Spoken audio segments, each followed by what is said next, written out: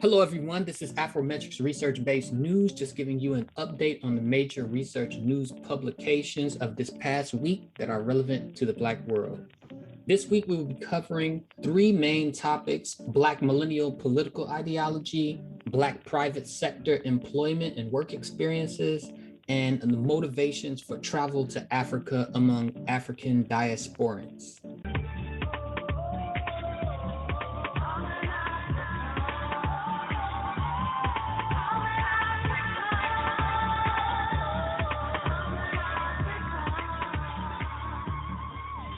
A new report has been produced by McKinsey & Company, written by Brian Hancock, Monet Williams, James Manyika, and Lorena Yee. McKinsey & Company, an international organization, investigated three aspects of the experience of Black workers in the private sector of the country. Their investigation drew on data from 24 participating companies that ranged in size from 10,000 to 1.4 million US employees across all geographies, representing about a total of 3.7 million US employees. And they investigated Black workers' participation in the entire US private sector economy. Second, they investigated the representation, the advancement, and the experiences of Black private sector workers in these companies. They also looked at pathways forward that include key challenges to address in the future and actions that companies can take, and also additional actions for wider set of stakeholders to accelerate progress on issues related to diversity, equity, and inclusion. Their analysis found that Black workers are underrepresented in the highest growth geographies and the highest paying industries. Meanwhile, they're overrepresented in low growth geographies and in frontline jobs, which they tend to pay less, those jobs that tend to pay less. Geographically, almost 60% of Black labor force, which represents about 11.8 million people, geographically, they're concentrated in the South compared to just 1/3 of the rest of the private sector workers in the country. Also, geographically, Black workers are underrepresented in the geographical locations that are likely to experience the most job growth through to the year 2030. For example, fewer than 1 in 10 Black workers is located in the fastest growing cities and counties in the country. Instead, they overwhelmingly live in places where job growth is going to range from low to above average. And on the other hand, Black workers are overrepresented in the frontline industries. For example, McKinsey found that 45% of Black private sector workers work in 3 industries that have a large frontline service presence. And that includes healthcare, retail, and accommodation and food services. And these industries have some of the lowest income levels. They also found that Black workers are at a higher risk for disruption due to automation. For example, 1/3 of Black workers are in occupations such as production work, food services, office support, which are at heightened risk for job loss due to automation. And automation is the growing use of technology and computers to do jobs that were previously done by people. The authors identify several actions that companies can take to address their own workforce and culture. And they included: 1, define your company's aspiration for addressing racial equality, including steps to address structural barriers. Number 2, understand your company's current state of diversity, equity, and inclusion, taking into account industry and geographical context. 3, strategically prioritize interventions.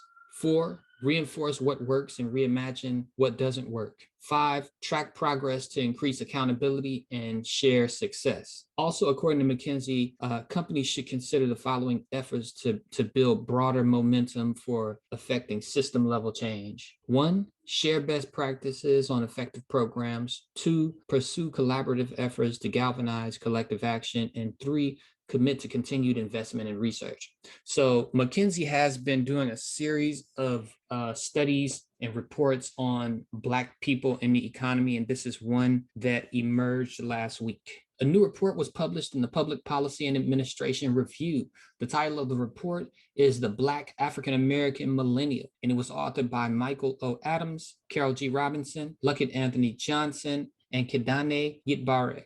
And this report was an investigation of the factors that have shaped the voting patterns of Black millennials in the United States over the past 2 presidential cycles. They conducted focus groups and surveys to identify and try to understand what Black millennials identified as the pressing issues of the day and where they saw themselves politically and within a larger population in the United States. For the sake of definition, Black millennials are defined in part by fluid lines of birth years, which begin around 1981 and ends around 1996. In their study, among their findings, millennials expressed, for example, a concern and optimism about the impact of new technologies on the workforce. And we just got through talking about the impact of automation on Black people in the workforce in particular. There was also a strong sense that this workforce transformation is already happening and is already noticeable, with companies like Tesla and Amazon being among the most visible. They also expressed concerns with the accuracy and the fairness of emergent technologies like facial recognition technology in the criminal justice system, and the potential for issues of equity like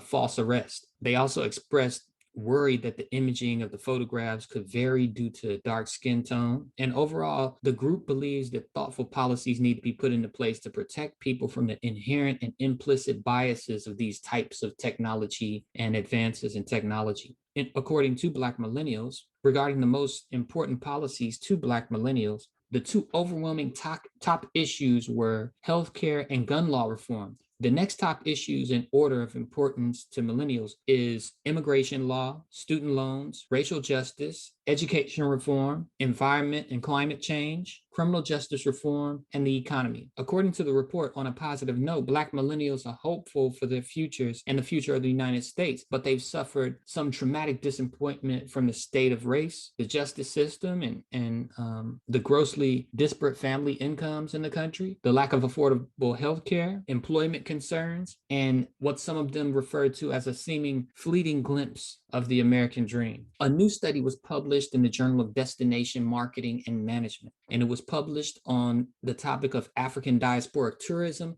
on the African continent. The authors were Felix Elvis Otu, Song Siap Kim, and Brian King. They investigated how motivations for travel affected the experiences of African diasporic travelers to destinations on the African continent. And using questionnaires, they studied the tourist motivations of 400 people, and more than half of them were people of African descent. And they focused on people of African descent in the diaspora. They then studied how tourist motivations were related to their satisfaction of their trips and their likelihood of returning to the African continent. And their analysis revealed 5 primary travel motivations. One was to achieve a sense of pride and learning. Number 2, escaping from their typical day or their environment. And 3, attending diasporic events to explore their spirituality. And 4, seeking a sense of connectedness. And 5, seeking to have memorable experiences for themselves and for their loved ones. So the authors found that future travel back to the African continent for tourists, it depends on their level of satisfaction and their attachment to their destinations. To explain this further, diasporic visitors who perceived that they received good service, hospitality, and educational value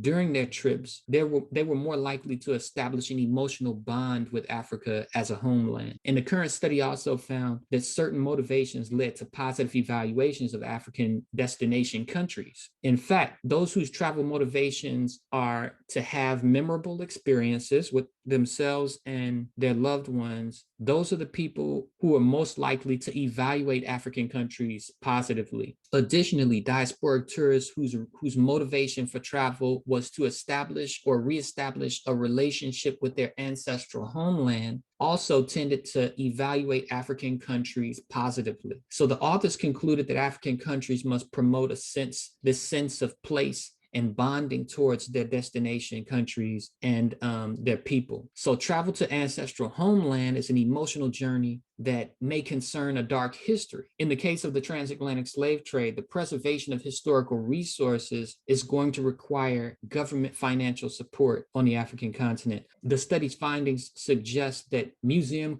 curators, tour guides, and other cultural intermediaries like this should advocate positive travel intentions. So noting that the African diaspora tourists are inclined to establish connections with the homeland, these efforts are suggestions that these authors are making to make business more trustworthy to African diasporic travelers to the African continent. Thank you, everybody. This has been an Afrometrics research-based news brief. You can join us or you can visit us at afrometrics.org. See you all next week.